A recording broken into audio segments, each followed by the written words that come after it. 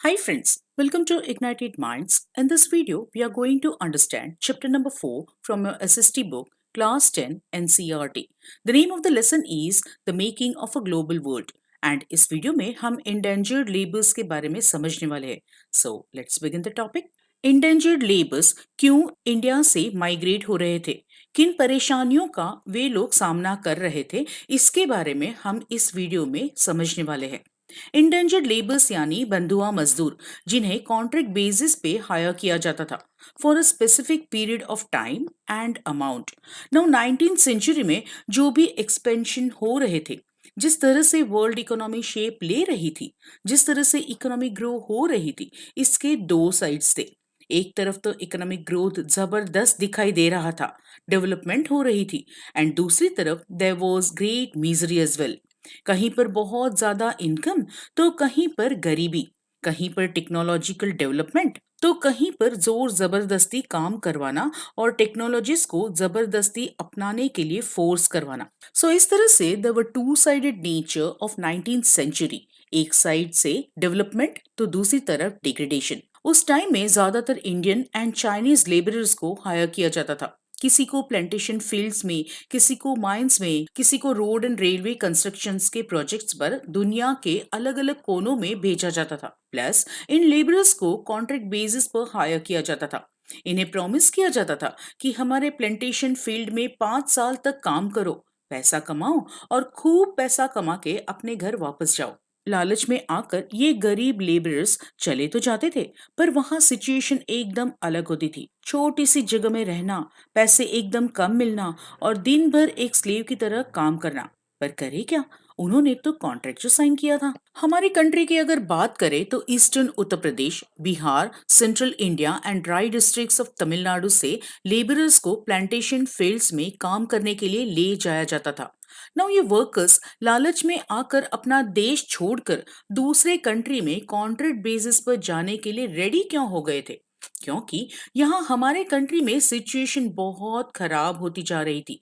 जैसे उस टाइम में कॉटेज इंडस्ट्रीज, हमारे यहाँ की छोटी छोटी इंडस्ट्रीज डिक्लाइन हो रही थी. उनका काम ठीक से नहीं चल रहा था ड्यू टू इंडस्ट्रियलाइजेशन. देन जिस जमीन पर वे लोग काम करते थे उसका रेंट बहुत बढ़ा दिया गया था. Then lands were cleared for mines and plantation. यानी कि उस टाइम में ब्रिटिशर्स ने आकर लेबरर्स की गिरवी रखी हुई जमीन पैसे देकर छुड़ा ली एंड देन वहां पर बड़े बेसिस पर प्लांटेशन वर्क शुरू करवा दिया था. जहां जहां उन्हें लगा कि जमीन में मिनरल्स है, वहां वहां उन्होंने माइंस बना दी थी. सो इन सब फैक्टर्स की वजह से the poor were deeply affected. अब ये पुअर वर्कर्स करे क्या? लैंड तो उनके पास थी नहीं, they were not able to pay the rents also, and वे कर्ज में भी डूब चुके थे. And because of this they were forced to migrate in search of work. अब ये सब वर्कर्स माइग्रेट होकर गए कहाँ? तो they went to Caribbean islands, Mauritius, Fiji, Ceylon, Malaya, and they were also recruited for tea plantation in Assam. Now हमें ये तो पता चल गया कि वे लोग कहाँ गए, बट गए कैसे? वे लोग तो पढ़े लिखे थे नहीं, तो they were recruited by agents and these agents were paid a small commission by employers. यहाँ हमारे कंट्री में खाने के लिए कुछ नहीं था, काम करने के लिए जमीन नहीं थी, सो काफी सारे माइग्रेंट्स दूसरे कंट्री में गरीबी से बचने के लिए शिफ्ट हो जाते थे. सो एजेंट्स भी इस बात का फायदा उठाते हुए इन माइग्रेंट्स को झूठी इंफॉर्मेशन प्रोवाइड करते थे. इन माइग्रेंट्स को final destination, modes of travel, किस तरह का काम है, रहने की एंड काम करने की कंडीशंस कैसी है, इन सब के बारे में अनजान रखा जाता था. काफी बार लेस विलिंग लेबर्स को जोर जबरदस्ती माइग्रेट करवाया जाता था. All this were the problems faced by indentured labours. Now 19th century में ये जो इंडेंजर्ड लेबर्स का सिस्टम डेवलप हुआ था, उसे न्यू सिस्टम ऑफ स्लेवरी भी कहा गया था. नाउ इन लेबर्स के माइग्रेशन को न्यू सिस्टम ऑफ स्लेवरी क्यों कहा गया था? क्योंकि हम जब काम के लिए किसी जगह पर शिफ्ट होते हैं तो we know everything about our work, but यहाँ इन लेबर्स को बड़े बड़े सपने दिखा के इस जगह माइग्रेट किया जाता था. प्लेंटेशन पर पहुंचने पर उन्हें पता चलता था कि जो बोला गया था उससे कहीं और ही उन्हें पहुंचाया जाता था. पर अब करे क्या, इलिटरेट लेबर्स इतनी दूर आकर फंस जाते थे. मोड्स ऑफ ट्रेवल के बारे में भी कहा जाता था कि आराम से फर्स्ट क्लास में बैठकर जाना है, बट ले जाते थे सबको एक साथ छोटी जगह में ठूस ठूस कर।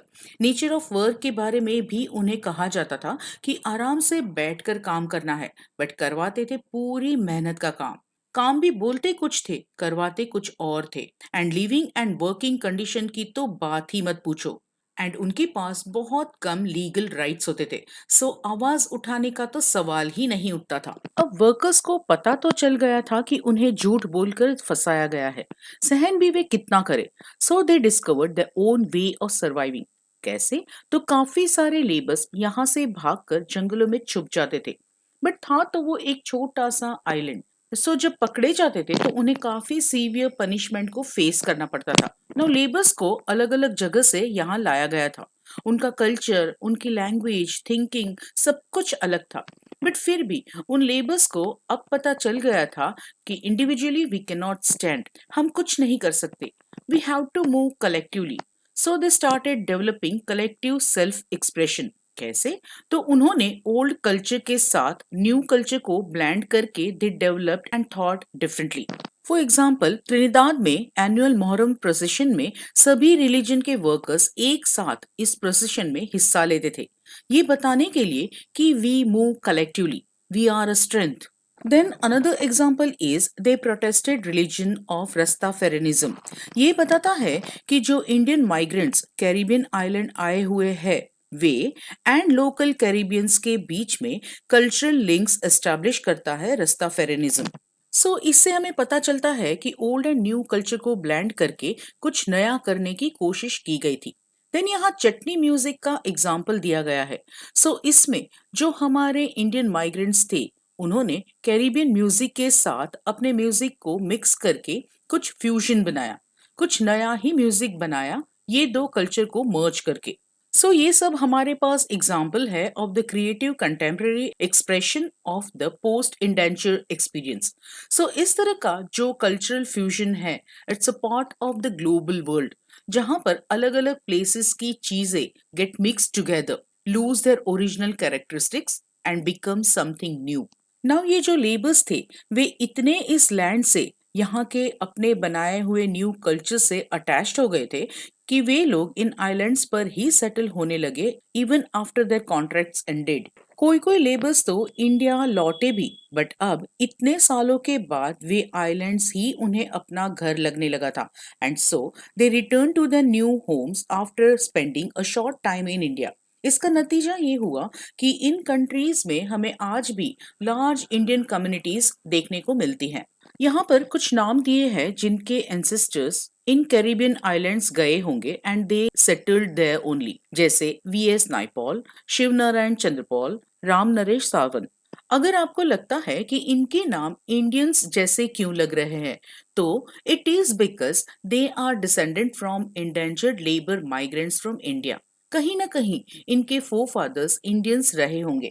बाद में हमारे नेशनलिस्ट लीडर्स जो थे उन्होंने इस न्यू सिस्टम ऑफ स्लेवरी को अपोज करना शुरू कर दिया, क्योंकि यहाँ के लोगों को वे लोग ले तो जाते थे लेबर्स की तरह, बट वहां पर उन्हें स्लेव की तरह काम करवाया जाता था।